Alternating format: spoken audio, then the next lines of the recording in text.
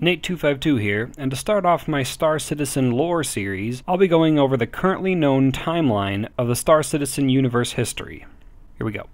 2075, Dr. Scott Childress and his team at Roberts Space Industries complete the first self-sustaining quantum drive engine, capable of achieving 1/100th of the speed of light.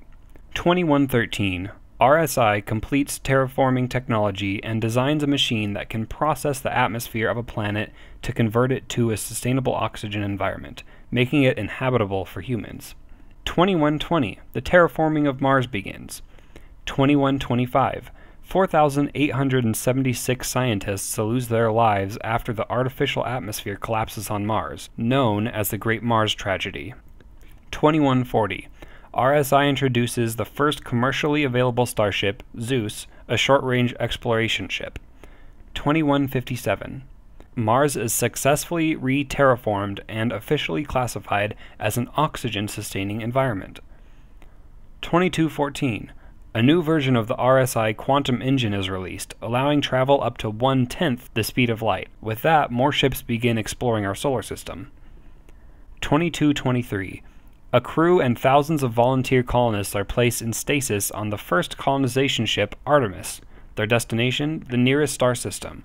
Ultimately, their ship loses contact and they are not heard from again. 2262, a series of ships continue to disappear in the same area of space. Drawing comparisons to the Bermuda Triangle, the government declare the Neso Triangle a no-fly zone. 2271, after almost 10 years of studying the Neso Triangle, Nick Crawshaw discovers the first jump point, becoming the first human to travel to another system. 2380, the Crawshaw system is terraformed, and in our desire to explore the stars, the Earth enters a united era of peace to set out to search for new jump points, and the United Nations of Earth is born, UNE.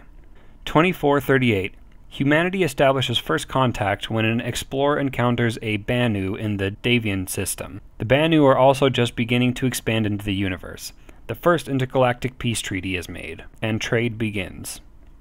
2460, Earth's overcrowding leads to more and more people leaving to stake out their claim in the universe, made possible by the vast amounts of territory being founded off-world. 2516, a settlement is established on the Earth-like megaplanet Terra. 2523, 70% of humans now live off-world and feel that they deserve equal representation in the UNE proceedings. So a new government is formed, the United Planets of Earth, UPE, which is run by a tribunal. 2530, humans unknowingly invade Cyan territory and begin colonizing. First contact with the Cyan do not go well, and threats are made from both sides. A Cold War begins, with some casualties, but war is not declared. 2541. In the Leeward systems, a warlike race, the Tavaran, are discovered. The Tavaran are not as advanced as the UPE, but have conquered several systems. War begins, and the UPE decide to annex the conquered systems in a preemptive strike. Colonel Ivar Messer, a brilliant and ruthless strategist, distinguishes himself and quickly becomes the pride of the military and face of the war against the Tavaran. 2546. Messer, now promoted to commander, captures the Tavaran leader and brings him to the UPE. With this major victory and the fear of war looming over humanity, Messer proposes the creation of a new single office with the title of Prime Citizen. After being elected into this new office, Messer reconstructs the government into a new United Empire of Earth, UEE, and anoints himself Imperator, ushering on in an age of unprecedented expansion and colonization. 2603.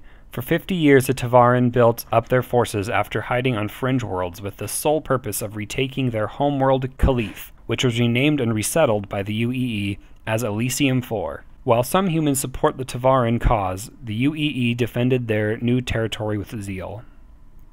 2610. Realizing they cannot win, the Tavaran decide to make a final desperate push on Elysium IV, ultimately being defeated and ending the war. 2638.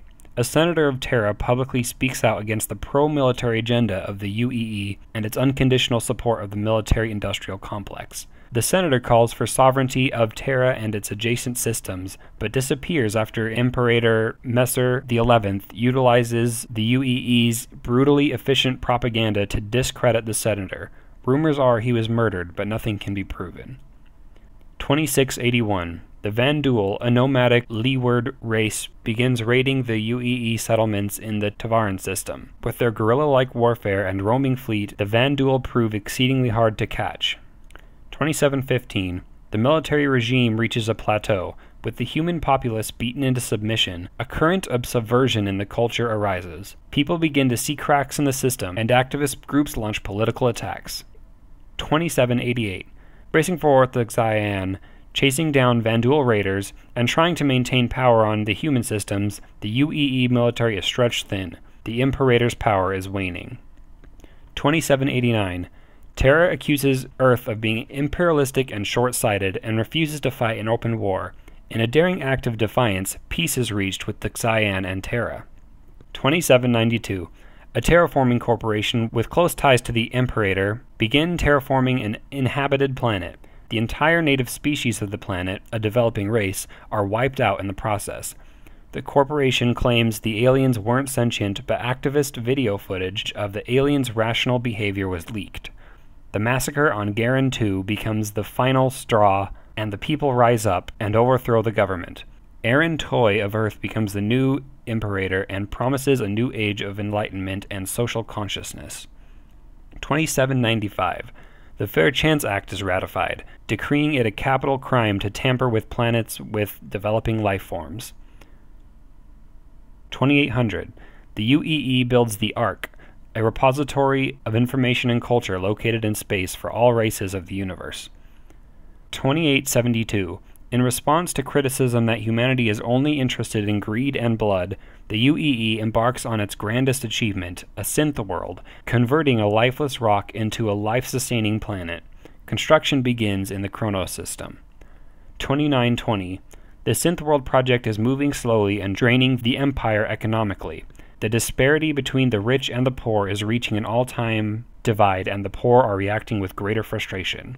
The Vandul attacks are growing in frequency, and the UEE doesn't seem to respond.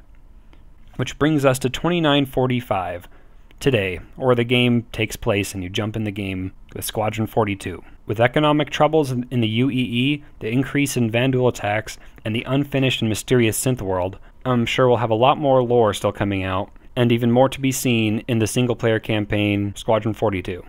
Thanks for watching. I will be releasing more lore videos that go over more specifically systems and planets and just more specific instances. And I'll keep releasing Star Citizen videos also, so make sure to subscribe for more, and I'll see you guys next time.